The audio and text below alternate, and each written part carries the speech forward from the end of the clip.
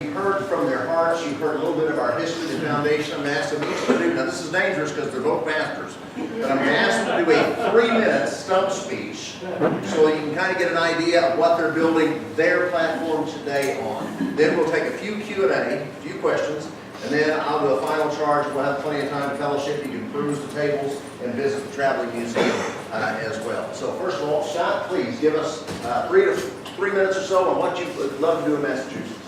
That's a dangerous invitation. No, to the Lord. A day is 1,000 years, and 1,000 years is a day. That comes out to what, about 6 months? 3 minutes is about 6 months. Call the Lord. I haven't actually done the math. No, I'm running for governor of Massachusetts. Massachusetts is the most morally corrupt state in the Union. Amen. The cradle of our liberty. That's right. The cradle of liberty is filled with sewage. Amen. Now, the church that Jonathan Edwards established is in the hands of reprobates. Yes, sir. They fly the gay pride flag, and they reject the founding principles that he established, and that is true all across the state of Massachusetts. The current governor is not just a pro-choice liberal Republican. He is an advocate of abortion.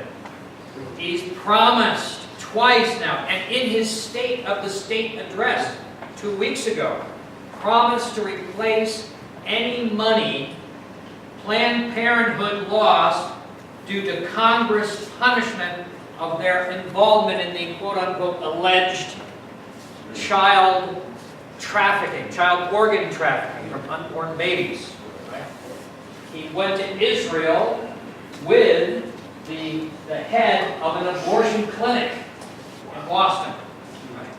And this is the man that is the most popular governor in America today.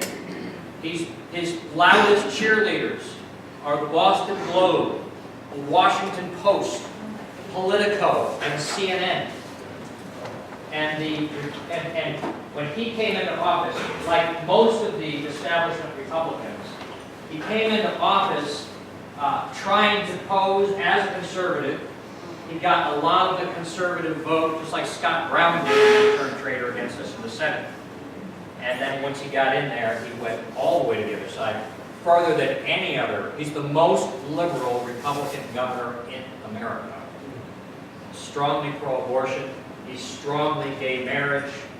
He signed the transgender bill, the bathroom bill, to allow transgenders to have special rights in Massachusetts.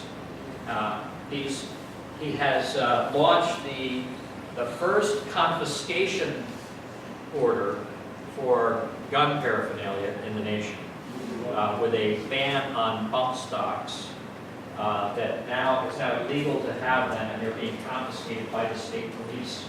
Right? It's the first step in the confiscation of guns. Right? This is what we are facing, folks. Where Massachusetts goes the rest of the nation. You always heard it said about California. Well, they're simply bookends.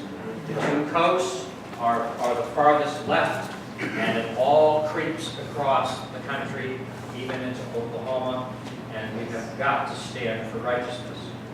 The chances of Scott Lively, who is the most conservative, the most pro-life candidate, I think, ever to run in Massachusetts, actually winning the governorship would take a major miracle of God. I don't have the expectation that that's going to happen, but I'm willing for it to happen, and I'm willing to serve. But more than that, I'm willing to enter sacrificially into the battle to stand for the truth of God, knowing that I will be vilified and slandered and ridiculed by the media and hated by the left for doing it. Amen.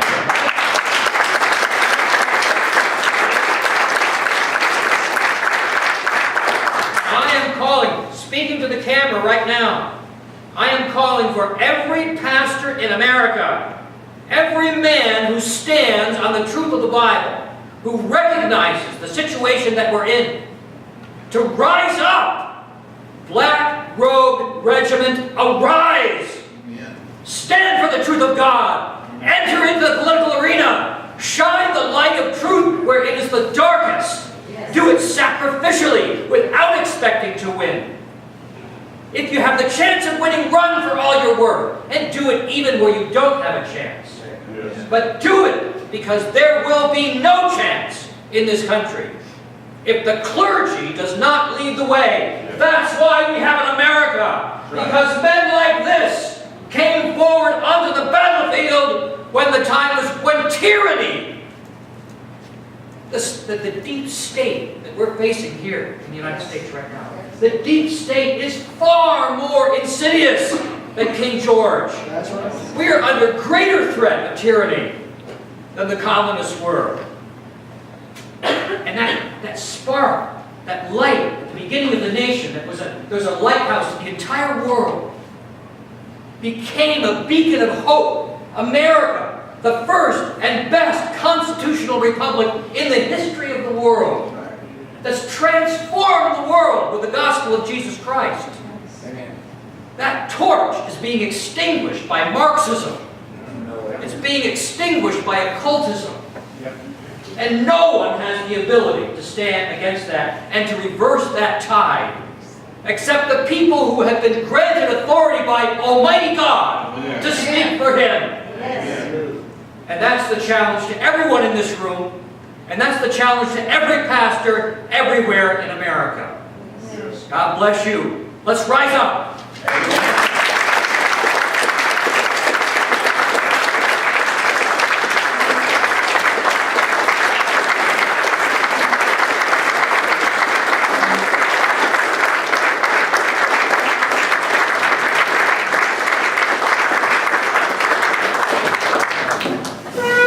Well, as you are well aware, that was not 3 minutes, but I've learned from a long time.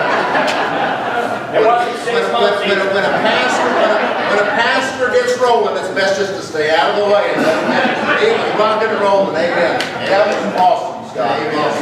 It's been a long time since this church has had good preaching, so it's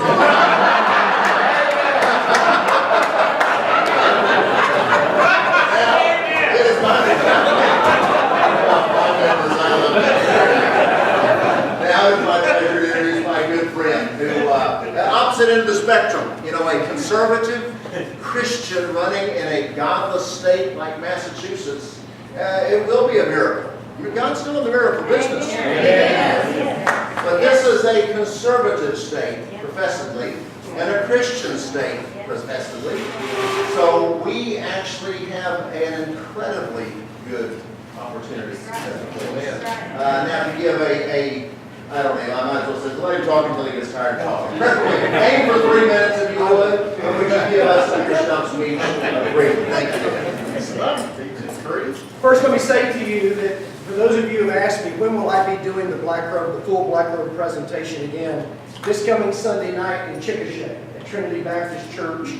There, I will be giving the full-blown presentation. Now, I'm not certainly trying to pull you away from this church or any other church, but many of you have asked, so I wanted you to know this coming Sunday night in Chickasha. Well, many of you have already heard what I'm running on. I'm not going to go into all the details except to tell you this. Paul's right. It ought to be relatively easy for a true conservative to win the governor's position in Oklahoma. But I'll tell you it's not. And here's why it's not. Because we're pseudo-conservatives. We're not true conservatives. Not across the state. Now, in a state of 3.9 million citizens, there are 1.3 million evangelicals. If I could just get 10% of the evangelicals to show up and vote for me, we would practically sew up the primary in June. Amen. The guys so far, most of the leaders in the churches are running for the hills. When they hear the sound of battle, they run the other way. That's right. And I'm just telling you, that's the way it is. So I am also fighting against the flow, against the stream. And you know that I am running, calling the church in Oklahoma back to vigilance. This state has no excuse for the things going on here to be going on. Amen. With as powerful of a church presence as we have. We will actually stand before God more accountable than Massachusetts will. Now let me tell you why. Where much has been given, much is required. We have greater light than Massachusetts has right now. Therefore, we have more culpability. So just very quickly, I'm running on a platform that is vowing to bring an end to the horrible murder of the unborn. I'm an abolitionist. I'm not a pro-lifer. I am wanting to bring an end to abortion, not prop it up and keep it legal with certain regulations that look pro-life but aren't. Amen. Secondly, I am running to reassert state sovereignty. We are never going to fix our problems that we have here in Oklahoma if we don't start saying no to the overreach of the federal government. Right. Thirdly, I am running to shrink the government of Oklahoma. Even though we claim to be conservative, we have allowed our state government to grow and bloat just like we've allowed our federal government to grow and bloat. And it is now operating well outside the parameters for which it should be. We must shrink it. We've got to audit it. We've got to find where the waste, where the duplication, where the thievery and corruption is, and we've got to weed it out. Here's the difference in me and the other guys running. I have no political aspirations. I have no political career that I'm nurturing here. So I'm not afraid to do what is necessary to fix it once I'm in the governor's office. And then the fourth thing that I'm running on is to restore proper government to this state. To get government out of the stuff it's not supposed to be in. And get it to focus on the things it's supposed to be focusing on, and to become once again responsive to the consent of the government. Amen. So that's what I'm running on. The establishment does not like me. The tall buildings crowd do not like me. Step Up Oklahoma does not like me. Out of all the 6 Republican candidates, I'm the only one who's not received a dime from Step Up Oklahoma. And I refuse to receive a dime from them. So basically that's who I am. I'll be happy to answer questions, and of course I'll hang around for a while and drill in as deep as you want on any issues after we're finished. But Paul, thank you for letting me come to you. Scott?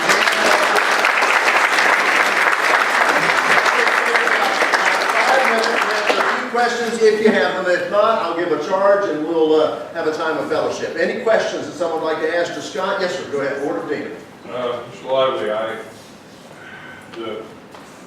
the bombings there, Boston Marathon, and then of course the search. I think the one guy they found was at Watertown, but they finally found him. I don't remember. He was in a boat that's in the backyard. Yeah, that's right. And so he was found, if I recall, a homeowner actually alerted the police, hey, there's this guy in my backyard. Yeah. And this was after the police had gone door to door and basically searching houses door to door. But, you know, there was some duress involved there. I think people voluntarily thought, well, I don't want to get in trouble, okay, so let the police come in and look around.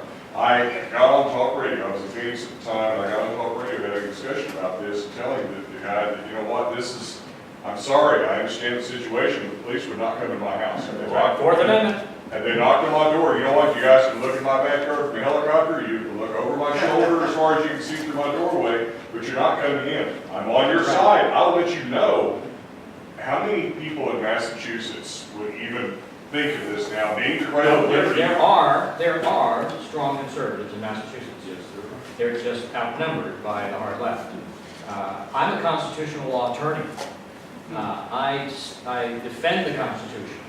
I'm solid on all the constitutional rights. I have a lot of problems with the Patriot Act and the gutting of the protections that we received from the founders. It's the dismantling of the Constitution that's taking place. See, what we're dealing with here is Marxism. Marxism is the alternative to Christianity. It rests on the foundation of Darwinism, and it presents an alternative to every aspect of Judeo-Christian civilization. You worship your That's right. And its religion is secular humanism. Its principles of ethics are political correctness. That's just simply a fact, and that's what we're fighting against. And so the only antidote to Marxism is Christianity. And that's what the culture war is about. Amen, right. What we're dealing with, and what you're talking about here in Oklahoma, it's the same in Massachusetts. It's statism.